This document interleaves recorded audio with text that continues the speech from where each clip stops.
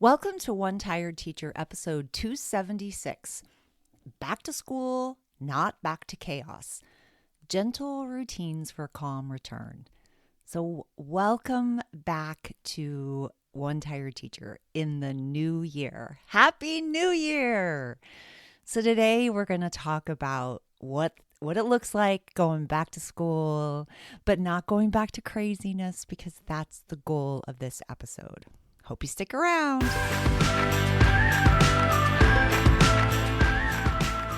Welcome to One Tired Teacher. And even though she may need a nap, this teacher is ready to wake up and speak her truth about the trials and treasures of teaching. Here she is, wide awake. Wait, she's not asleep right now, is she? She is awake, right? Okay. From Trina Debery Teaching and Learning, your host, Trina Debery.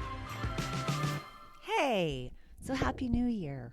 I hope you had a very enjoyable holiday and you had a chance to get back to what you feel it feels good to you, that you had a moment to take for yourself instead of like constantly giving, which I feel like sometimes as women, mothers, teachers, sisters, daughters, all those roles that we play, sometimes I think that's the story of our lives. And I just want to remind you that it's okay to take time for yourself, that it's important that you do that. We tell people to do that on airplanes. Why would we be any different in life?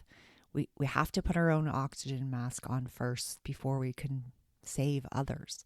So it's true then in an emergency, and it's also true in everyday life. It doesn't mean we have to put ourselves above everyone every second of the day.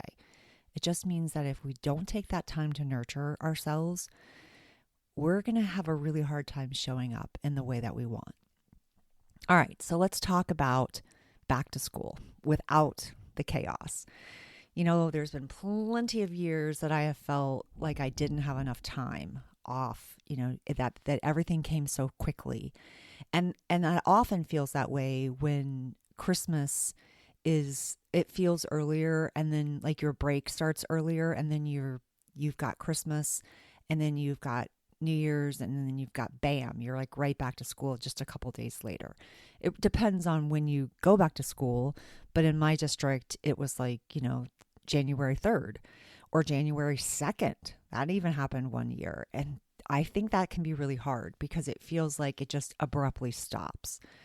And so we have to acknowledge that and recognize that for ourselves so we don't feel, you know, the instant overwhelm that can sometimes occur.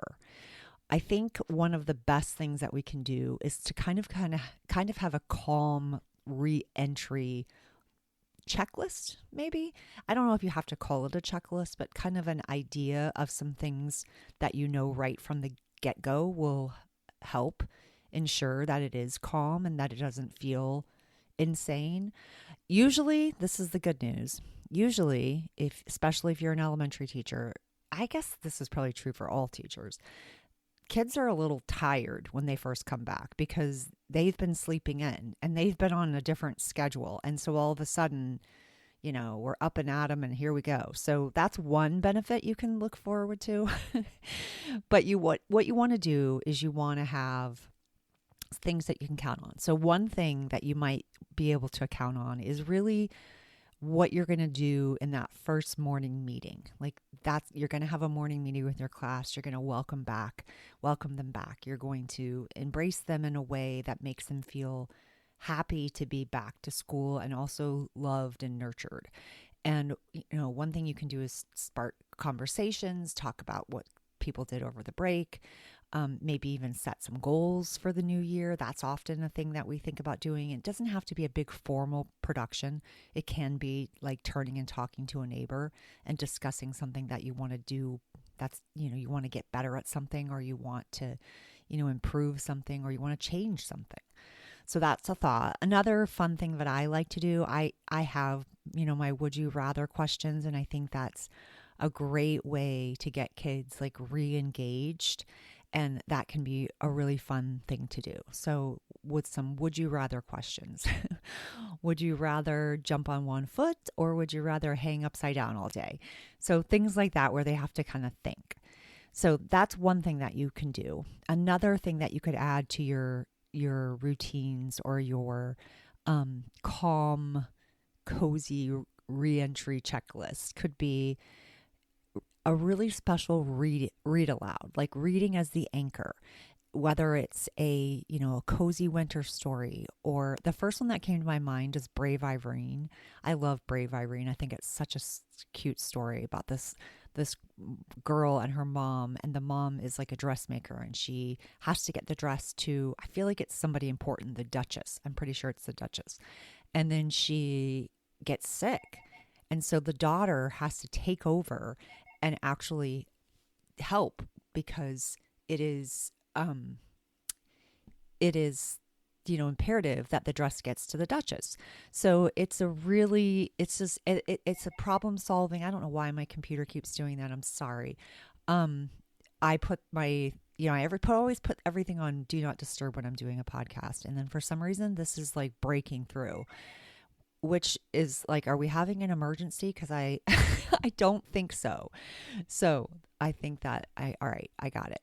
So anyway, all right, back to Brave Irene. So Brave Irene is a story of problem solving and perseverance. And I think sometimes that can be a really nice way to start off on a new year. And we are moving into, 2026, or we are in it now. We are officially here into 2026.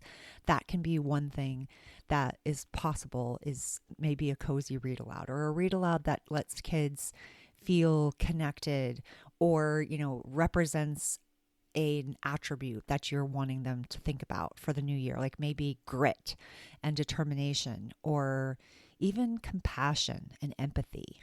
And these are just ideas. So you have a solid read aloud that you're going to work with. You can do so many comprehension things around that, or it can just be it could be just part of your morning meeting or part of your welcome back situation.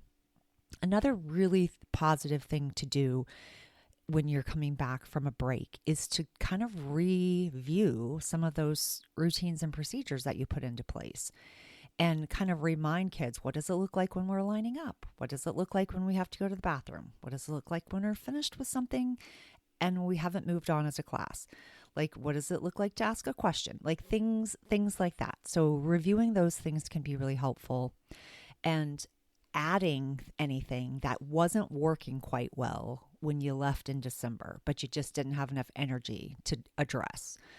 This is the time. Address it now so that you can have the remainder of the year can be positive. And I don't necessarily mean like it has to all be positive, but I mean it can be productive and efficient moving forward. So that's an idea as well. Okay, so my major tip here is, don't feel like you have to jump straight into brand new content, and that you have to, all right, we're on a pacing guide. We've got to get going. Let's go. We're on this. Let's go, everybody. Let's hop to it. We have to remember that just for ourselves, we need a little bit of easing in. I think that's so true for kids too. And a little review goes a long, long way. I think that's true for teachers, and I think that's true for kids. So just remember that. All right. You don't have to earn rest by over planning. In fact, make it simpler for yourself. Give yourselves just those 3 ideas. I'm going to have a solid morning meeting in place. I'm going to have a really productive, inspiring read aloud, and I'm going to review some procedures and routines. And there you go. Those are the anchors to your day, and everything else can fit in or not. So keep that in mind. I hope this episode helps you and inspires you to start 2026 with a fresh, exciting perspective. I'm going to try to make January's episodes a little shorter so that you can feel like, okay, I've got my marching orders. I can do this, and I'm ready to go. So that's all for today. And again, remember that what you're doing, it matters, and what you do is enough.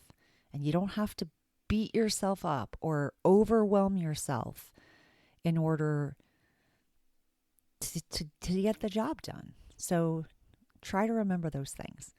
Until next time, sweet dreams and sleep tight.